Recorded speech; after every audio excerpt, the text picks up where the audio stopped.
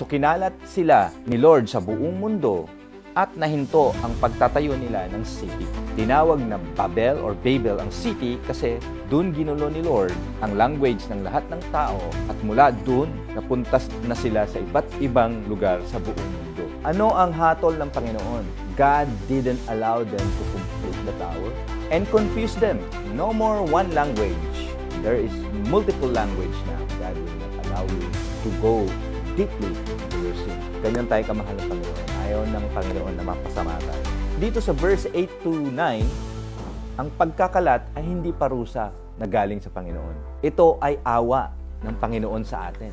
Kaya niya ikinalat ang mga tao na gumawa ng Tower of Babel. And kinonfuse niya ang language dahil mahal niya tayo. Because of His mercy. Minsan, ginagamit ng Diyos ang kaguluhan para ilihis tayo palayo sa kapahamakan. Baka ngayon, ikaw ay scattered. Litong-lito ka. Gulo ang isip mo.